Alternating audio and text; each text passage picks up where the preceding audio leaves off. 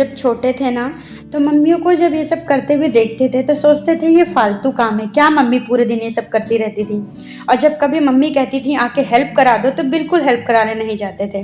But वही है ना कि जैसे जैसे बड़े होते जा रहे हैं, अपने ऊपर जिम्मेदारियां पड़ रही हैं, बच्चे हो रहे हैं, वैसे वैसे एहसास हो रहा है कि घर के खाने की बात ही कुछ अलग होती है। आप वही आटा घर पे पिसवा कर रोटी बनाइए, वही आप मार्केट से लाकर आटा रोटी बनवाइए, डिफरेंस आप लोगों को खुद ब खुद पता चल जाएगा। आप खुद सोच सकते हैं कि हम घर पे जब आटा पिसवाते हैं तो वो आटा 1-1.5 महीने से ज़्यादा नहीं चलता है। बट वही मार्केट का जब आटा हम खरीद कर लाते हैं तो वो 1-2 साल की उसमें मतलब 2-3 महीने की वैलिडिटी लिखी रहती है, बट 5-6 महीने आराम से चलता है। क्यों? क्योंकि उन सब में सारा प्रिजर्वेटिव मिला होता है। वही सब खा खा के देखिए हम लोगों की हालत क्या होती जा रही है। इसीलिए अब मैंने डिसाइड किया है कि अब मैं गेहूँ घर में ही पिसवाऊँगी और घर में ही आटा बनाऊँगी, क्योंकि मैंने खुद देखा है दोनों आटों में बहुत डिफरेंस होता है। तो वही आज थर्सडे का है। Everyone, welcome back to my channel. कैसे हैं आप लोग? उम्मीद करती हूँ आप लोग बहुत अच्छे होंगे, क्योंकि मैं बहुत अच्छी हूँ। तो आज का ब्लॉग है जी, ये थर्सडे का है। थर्सडे के शाम से मैंने स्टार्ट किया है। दोपहर में मैंने गेहूँ डाल दिया था जब धूप निकली हुई थी, तो गेहूँ जब अच्छे से सूख गया है तो उसको बोरी में भर के पिसवाने के लिए मैंने रख दिया है। आटा थोड़ा ही पिसवाऊंगी क्योंकि 2 ही लोग हैं, यही इतना आटा मेरा 6 महीने तक चल जाता है आराम से। तो थोड़ा थोड़ा करके ही पिसवाते हैं क्योंकि आटों में बहुत जल्दी कीड़े पड़ जाते हैं। तो वही सब कुछ करने के बाद फिर मैं हाथ पैर मुँह धुल के फ्रेश हो जाऊंगी, क्योंकि गेहूं का काम करिए तो थोड़ा बहुत डस्टिंग हो ही जाती है। तो वही मैंने फेस वॉश कर लिया है और थोड़ी बहुत हल्की सी लिपस्टिक लगा लूँगी। अदरवाइज़ मैं लगाती ही नहीं हूँ, बट आजकल लिप्स इतने चैपी हो रहे हैं ना कि कोई भी हल्का सा मॉइस्चर वाला लिपस्टिक लगा लीजिए, लिप ग्लॉस टाइप का, तो वो ठीक रहता है। ये सब करने के बाद सीधे मैं अपने भगवान के दरबार में पहुँच गई हूँ, क्योंकि आजकल शाम को डेली तुलसी माता को दिया जला रही हूँ। एक भी दिन का स्किप नहीं करना चाह रही हूँ।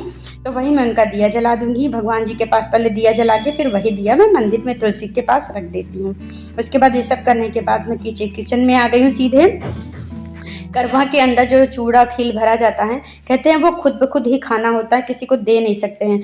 तो मुझसे सूखा तो खाया नहीं जा रहा था, तो मैंने उसी में थोड़ा सा दूध मिला लिया, चीनी मिला लिया, वही मैंने खा लिया।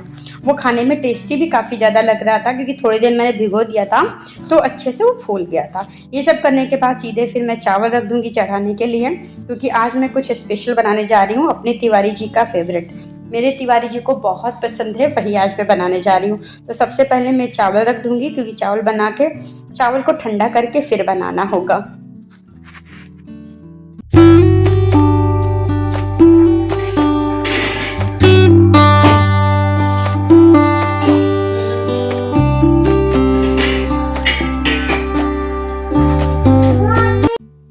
जब तक मेरा चावल बन रहा है तब तक मैं अदरक लहसुन का पेस्ट बना लूँगी, क्योंकि मेरा जो अदरक लहसुन का पेस्ट है वो ख़त्म हो चुका है। अदरक लहसुन का पेस्ट जो है कोशिश मैं पूरी करती हूँ कि मैं घर ही में बनाऊँ। तो उसको बनाने का बहुत ही सिंपल सा तरीका है। 2-3 कली में मतलब पूरा एक ले लेती हूँ लहसुन का, और 150 ग्राम मैं अदरक ले लेती हूँ। सब एक ही नमक मिला के खूब अच्छे से फाइन सा पेस्ट बना लेती हूँ। और उसमें थोड़ा सा मैं क्या करती हूँ, विनेगर मिला देती हूँ, जिसकी वजह से उसका कलर भी नहीं चेंज होता है और स्मेल भी अच्छी आती है। मतलब स्मेल ज़्यादा नहीं आती है और काफ़ी दिनों तक वो अच्छे से स्मेल के साथ चल भी जाता है। तो वही पल्स मोड पे खूब अच्छे से मैं उसको चला लूँगी। ये देखिए मैंने थोड़ा सा उसके अंदर विनेगर भी मिला दिया, 1-2 चम्मच। इससे क्या होता है, कलर भी नहीं चेंज होता है और इसकी लाइफ सेल्फ बढ़ जाती है। तो वही खूब अच्छे से जब इसको बना लूँगी, एक तरफ मेरे चावल बन रहे हैं और एक तरफ मेरा अदरक लहसुन का पेस्ट बन चुका है। तो मैं आपको बता दूँ कि आज मैं क्या बनाने जा रही हूँ। वैसे आज मैं बनाने जा रही हूँ चिली पनीर।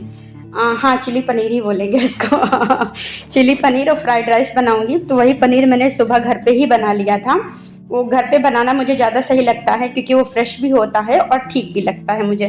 तो आजकल मैं बनाना सीख भी गई हूँ, तो मैं घर पे ही पनीर बना लेती हूँ और बहुत अच्छे से बन जाता है।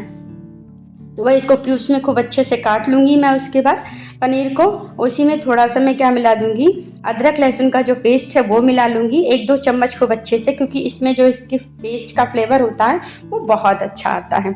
उसके बाद 1 चम्मच नमक मिला दूँगी टेस्ट के अकॉर्डिंग, जितना आपको पसंद है, और 1 चम्मच मैं उसमें रेड चिली पाउडर मिला दूँगी। और ये कॉर्नफ्लोर ले लूँगी, 2 चम्मच कॉर्नफ्लोर ले लूँगी, 2 चम्मच मैदा में ले लूँगी, और इन दोनों को खूब अच्छे से मिक्स करके, और थोड़ी सी काली मिर्च, आधी चम्मच काली मिर्च ले लूँगी। और पानी की छींटे डाल के खूब अच्छे से इसका वो बना लूँगी। जब तक ये मेरा चावल सब कुछ होता रहेगा तब तक ये फर्मेंट हो जाएगा। फर्मेंट बोले तो मैरिनेट हो जाएगा। मैरिनेट होने से क्या होगा, पनीर के अंदर उसका सारा फ्लेवर आ जाएगा।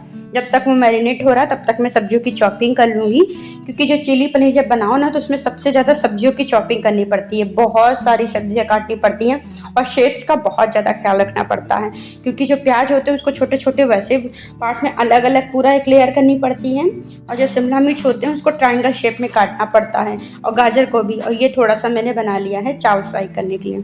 जब तक मैं सब्जी की चॉपिंग कर रही हूँ तब तक ओम का मैंने होमवर्क भी करवा दिया है। ओम होमवर्क भी कर लिए हैं। अब मैं सीधे किचन में आ गई हूँ इसको बनाने के लिए। तो मैंने 2 चम्मच तेल ले लिया है, रिफाइंड ले लिया, क्योंकि ये पूरा खाना जो होगा रिफाइंड में बनेगा। उसके बाद जो मैरिनेट करने के लिए पनीर रखा था उसी को तेल में डाल के खूब अच्छे से गोल्डन ब्राउन होने तक मैं उसको फ्राई कर लूँगी। खूब अच्छे से गोल्डन ब्राउन हो जाएगा। उसके बाद उसी तेल में सबसे पहले मैं गार्लिक डालूँगी, क्योंकि इसमें जीरा नहीं डलता है, तो सिर्फ गार्लिक और अदरक डाल के खूब अच्छे से उसको सौटे कर लूँगी। उसके बाद ध्यान रखिएगा, आप जो भी बनाते हैं चाइनीज़ फूड जो भी होगा ऐसा, वो कभी भी गोल्डन ब्राउन नहीं करते हैं, सिर्फ इसमें डाल के ट्रांसलूसेंट तक ही चलाते हैं। उसके बाद तुरंत ही उसमें वो डाल देते हैं, मतलब जो आपको बनाना होता है। इन प्याज़ों को, इन सब्जियों को गोल्डन ब्राउन नहीं करते हैं। जो ये पैकेट्स में आता है चिली गार्लिक मसाला, हाँ पनीर चिली मसाला, इसको क्या करूँगी, पेस्ट बना लूँगी पानी मिला के। इसी में मैंने थोड़ा सा विनेगर भी मिला लिया था। इसी पेस्ट को मैं उसी के अंदर डाल दूंगी जो अभी मैं सौटे कर रही थी, उसके अंदर खूब डाल के, क्योंकि इसको ज़्यादा पकाना नहीं होता है, क्योंकि प्याज शिमला मिर्च आपकी क्रंच ही रहनी चाहिए। जब ये क्रंच तभी रहेगी जब ये कम पकेगी। उसके बाद टेस्ट के अकॉर्डिंग उसमें नमक मिला देंगे, और ये खूब अच्छे से बॉयल आ गया। इसको ज़्यादा देर नहीं उबाला जाता है, क्योंकि अगर ज़्यादा देर उबाल देंगे तो प्याज है शिमला मिर्च वो बहुत ज़्यादा गल जाएगी, और ये गली हुई बिल्कुल अच्छी नहीं लगती है। तो इसी में पनीर भी मिला दूंगी और बहुत थोड़ी देर तक, मतलब ये सब डालने के बाद 5 ही मिनट और पकाऊंगी, उससे ज़्यादा नहीं पकाऊंगी। ये देखिए पूरा हो गया।